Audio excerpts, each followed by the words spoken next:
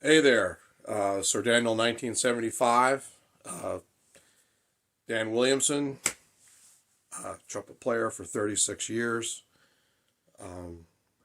Here to give you what I call like the top things to do to fix issues with playing. So, and some of it's just sort of like daily routine related type things that can be done. So anyway, it's sort of a mishmash of things that I've gotten from stuff over the years. So when I was in college, I saw I didn't see it. I heard a recording of a Malcolm McNabb masterclass. Okay. And I learned something from that was very helpful over the years. And it began to be one of the things that helped lead to creating a better sound, which is really weird because it's not really the intention of it, but and you'll hear some people call it the poo, starting out the day going when you get ready to play for the first time. And I'm almost cold. I only played like 2 notes before this, so it's my first time today playing. So basically the concept is that you put the mouthpiece to the lips, you actually put it in the horn, you don't just do the mouthpiece, and you just blow air until the note comes out. So you do not force the note.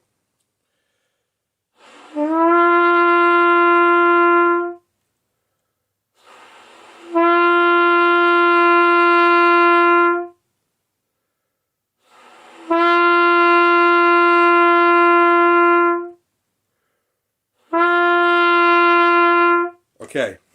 And in the last one, it just, bam, the note came out. And that's what you want to do. You do not want to force an embouchure. I can't remember the name of the principal trumpet, but he calls it the poo attack. And that's like, it's a Jimmy Stamp thing is really what it is, or James Stamp, something that he taught. It's in his Jimmy Stamp book and some version of it. But basically starting out the day on a G and doing that note. And the next thing you want to do is put a pitch bend to an F sharp with it. And you want to hold it as a G, down to the F sharp, hold it, and then back up to a G and hold it. See, I wasn't ready. See, I still need to do more of the poo. Okay, and it's okay to miss notes. It's okay to have a bad note.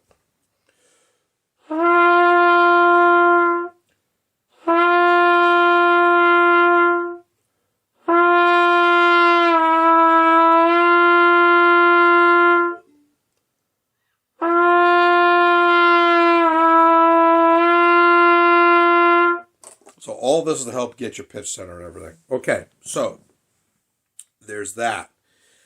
The next thing that I recommend as a warm-up, okay, it's what I like. You don't have to do, you can do what you want. There's so many books out there and so many methods, but the next thing that I like is the Chickowitz Flow Study warm-ups, okay? So I had 2 trumpet teachers who were students of Vincent Chickowitz, and so I got a lot of the flow study instruction over the years. The second one, teacher that I had that was a student of Vincent Chickowitz, she was the one that pushed the flow study warm-ups on me. And yes, both of my trumpet teachers that were students of Vincent Chickowitz were females. So yeah, females are great trumpet players, and some of them are the best out there. So don't get into the masculine versus feminine thing. So anyway, so it goes like this.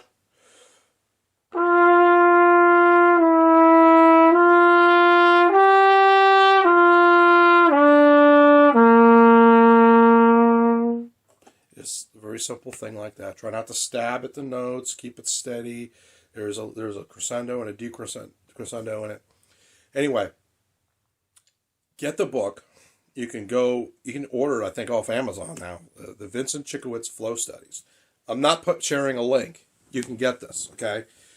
You can get it yourself. One thing I forgot to talk about. So, this is an add-on, and it will be shoehorned in. Is I forgot to talk about mouthpiece and lip buzzing and all that other stuff. So, yeah, I do mouthpiece buzzing. When I do mouthpiece buzzing, I like to match pitches to whatever I hear, and I don't usually like to do cold buzz, but I usually use my phone, and I'm filming with my phone, so I don't have it. I have a piano app on my phone, and I punch notes on it, and it buzz along with the notes. Sometimes I'll play along with music with the mouthpiece. So, match pitches with it. Don't just boo, because maybe you're not even on the right note. So, to get to the right note,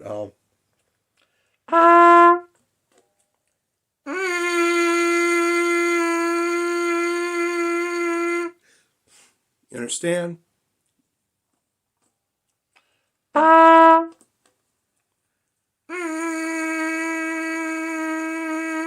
Now, of course, like I said, I normally do this with a piano, but do that.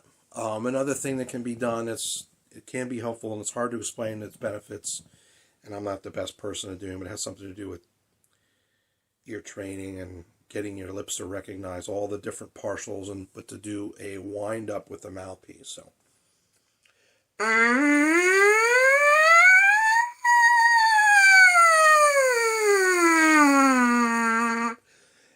To do something like that. And that was something that my first trumpet teacher had me do a lot of.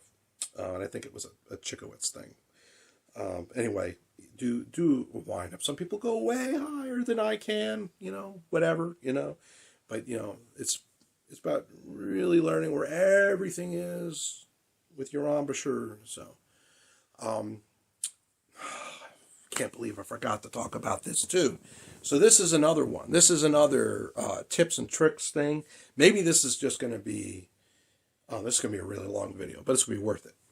Really, really, really worth it. So I want to demonstrate bad playing position and a good playing position, okay? So my first trumpet teacher, she just beat into me about making sure I kept my jaw open, like she does it with all of her students. It's just, she wanted everyone to get the biggest sound possible. See,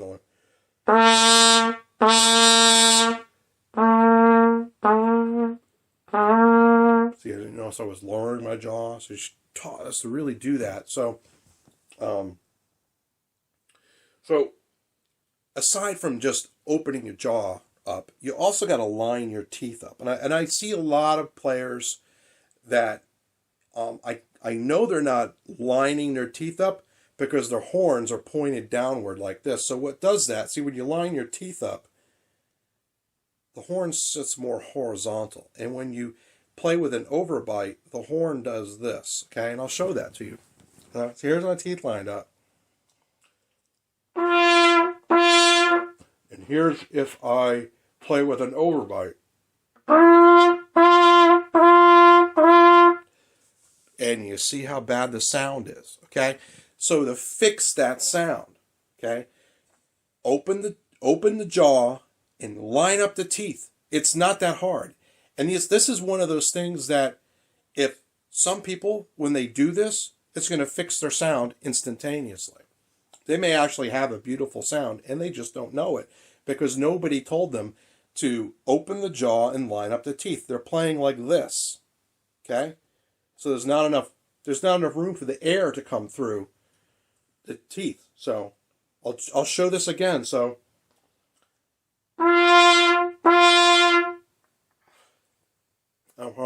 what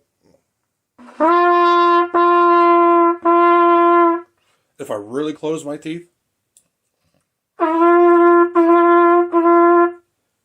You see? Now let me show you if I line my teeth up but close them and see how bad the sound is.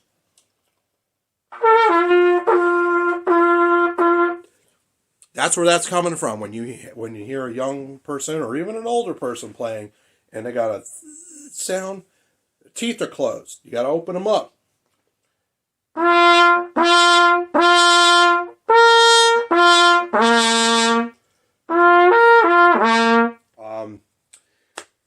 So the other thing that people need to do, I'm not going to demonstrate them, but if you're having pitch accuracy problems, you need to get a flexibility studies book, and there's a bunch of them out there. Probably the two most popular are there's the Irons book, and then the Schlossberg. It's got a bunch of slur studies in it. I was taught out of the Irons book, so it's a simple, thin book, easily purchasable over the internet. Get one of these books. You can get the Schlossberg. It's got tons of stuff in it. It doesn't matter. Get a get a lip slur book. You need to do that. The next thing that I missed. So if you're having endurance issues, and I see this all the time with people, there's some ways to do long tone studies that will really help increase your endurance. It's also going to help your tone. Okay, so there's, from the Caruso method, is the 6 magic notes. You play a G, okay, and you tap your foot, okay, and you don't worry about your sound. It's more about just holding it out. Then you rest for about 4 beats, I think is what it is, and then you breathe in, but you breathe in through your nose. You do not reset your embouchure, and you go to A flat, okay, and you do that. Then when you're done, you rest for about 4 beats, and then you come in on A, and then when you breathe in for your A, again, you're breathing through the nose. Do not reset your embouchure. You just go up from G chromatically to C, okay? And it's 6 notes, okay?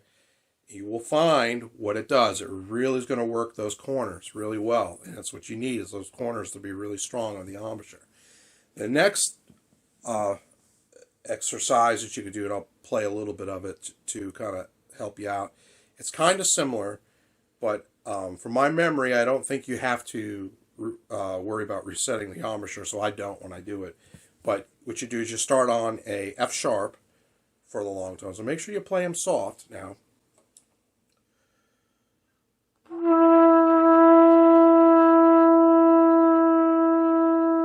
And you would do that and hold it out for a nice long time. Notice I played it soft. I didn't play it loud, okay? And then you go and you play an F, okay?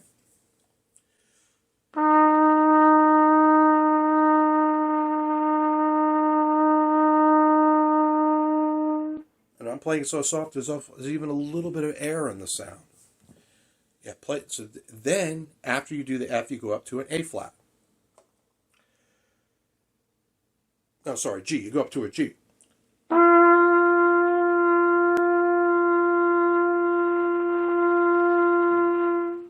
And then after that, you go down to an E.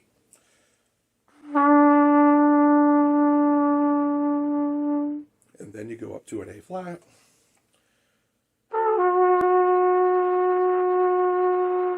Okay, and you keep doing this until you get to C and low C. Okay, and then you're done. Okay? And of course, when you do these long tones, you hold them out as long as you can, and you keep it soft. Try to keep a steady pitch and a decent tone. This is going to help with your endurance as well. It's going to really help with your tone. Okay. So when I started doing soft long tones, a lot of things really corrected in my playing, because I was one of those guys that played really loud all the time. I was always told, you're too loud, don't play so loud. And it was just that bad habit that I had.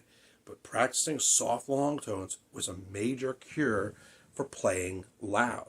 So, let's see, I talked about soft long tones, the 6 magic notes. I did the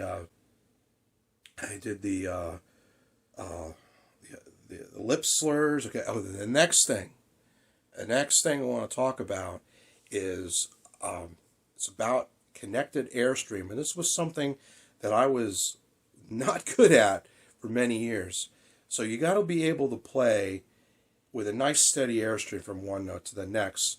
And my first trumpet teacher beat me really hard on this stuff, and it was the Chickowitz Flow Studies etudes, which a lot of them are collected etudes from other books and stuff. But what I was directed to do with these, and you can buy these on the internet now, so you just look it up. Flow Study, Etudes, Vincent Chickowitz, okay? Google it, okay? Learn to use the internet, okay? You'll find it, okay? And buy it, get it, okay? So anyway, what I was taught to do was to play everything slurred, okay? to keep so I was forced to keep the air moving. Okay, that's what I recommend for most people. As I play with other people, other adults, that's one of the number one things that I realize is that they don't play with a steady airstream. Okay, and the next thing is tone is bad. So it's very common. The tone is bad, bad airstream. Okay, so you got to work on a steady airstream, and then you need to work on your tone, which is the long tone studies. Okay, so what did I miss? I should have wrote this down, everything. So the Finchuit flows. Okay, so the next thing I'm going to talk about is mouthpiece, okay? And you see a lot of funny stuff out there, okay? I'm not going to tell you what brand mouthpiece to get. I'm also not going to tell you what brand of horn to get. Yeah, I have a Bach, but I have a lot of aftermarket customized things on it to make it the way that I want it. I'm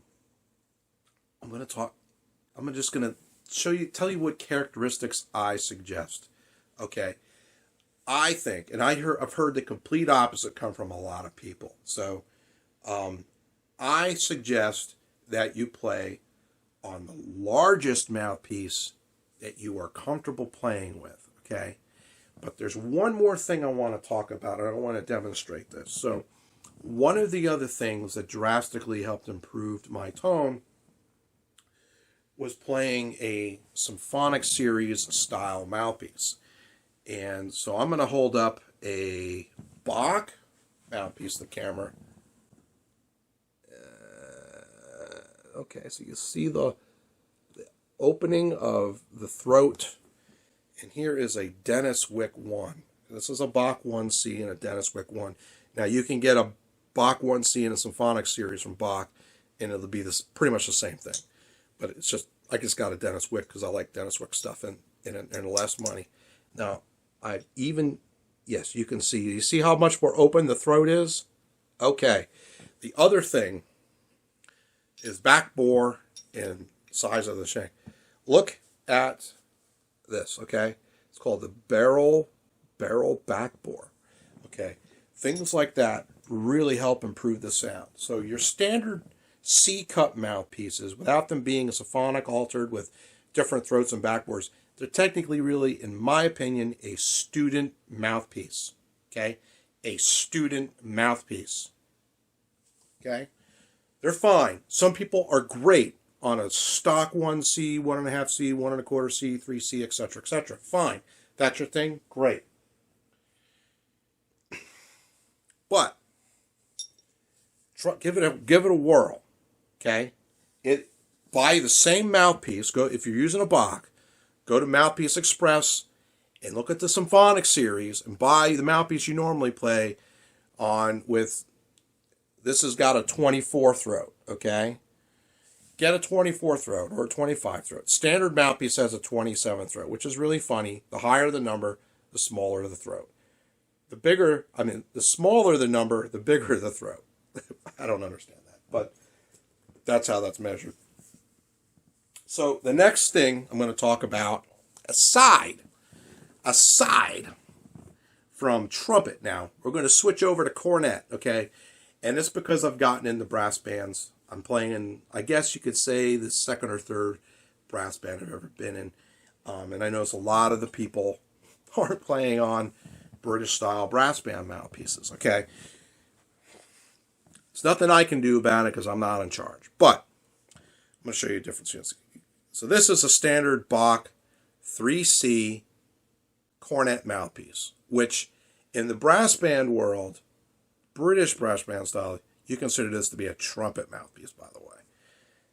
Because it's a trumpet mouthpiece cup top with a small cornet shank on it. That's it. So here is a Dennis Wick 2B, okay? Notice it's smaller in size as far as the length, okay? They call them a short shank, okay? So, remember I was talking about throat and stuff before in other instruments. So I'm going to demonstrate to you also by playing what the difference is and why this is so drastic and necessary for a cornet. Okay, so that is a standard 27 throat on a Bach C cup, okay, for a cornet. The size of that. Size of that throat, okay? You see that, okay? I think it's an 18. Maybe a 16. It's like really, really big, okay? So I'm first going to play you what I sound like on cornet with the Bach, okay? I want you to hear how much it sounds like a trumpet, okay? And when you play cornet, the idea is to sound like a cornet, not a trumpet.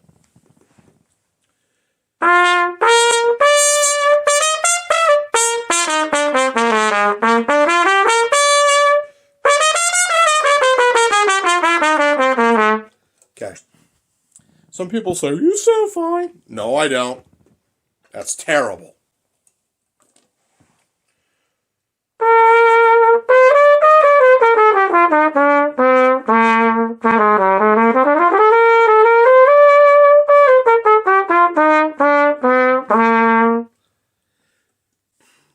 You hear the difference?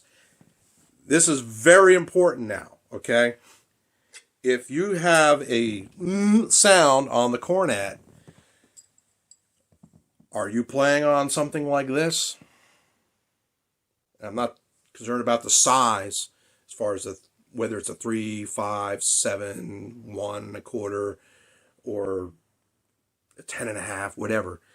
I'm talking about the throat and the cup depth. Now, let me show you something here. You see? That's my thumb in the Bach.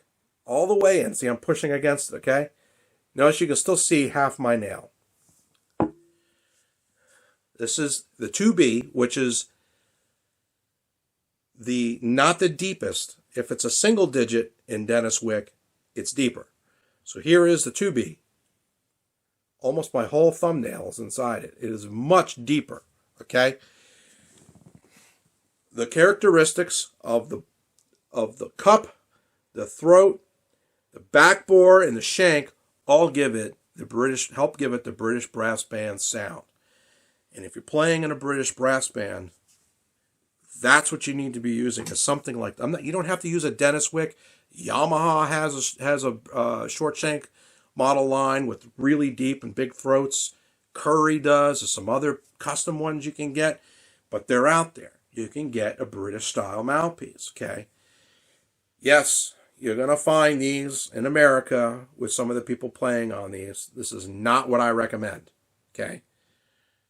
If you want to get a nice cornet sound, you want to use something like this, okay? That's it. That's what I got to say and talk about. These are sort of like my basic, do this, not that, or just do this type video. So I hope this was helpful. If it wasn't helpful, if some of you, this is like common knowledge stuff. What I'm finding, it's not common. Ooh, I completely forgot about something. There's one other thing that I forgot to talk about before I went to the mouthpieces. So, aside from the flow studies, okay, the other thing that I realize with a lot of people who play brass instruments, and particularly trumpet or cornet, is that they don't have much of a lyrical sound to their playing, okay? They sound very choppy on everything they play. Nothing's really connected and flowing. You need to work on lyrical playing. Now, yeah, you could buy a lyrical book, which I do kind of recommend. I have Concone and the Schumacher. You can get those. I was taught out of those intensely by 2 trumpet teachers, okay? First just to play them as written, and then next to play them with transposition, okay? And I had to do that. And then other books for transposition, but that's another story. But get a lyrical book, or just pull out go buy a piano book with melodies, or just even if it's a violin book that's just popular pop melodies and, ballads, and just play out of it and try to make the best sound as possible. A nice connected airstream. melting melody and tone. You know, make it sound nice. Okay? If it doesn't sound nice, it's not good. Okay? And that doesn't matter whether it's power playing or soft playing. So it's got to sound nice. So that's my suggestions video for trumpet and cornet. Thanks for watching. Catch you on the next video, whenever that is.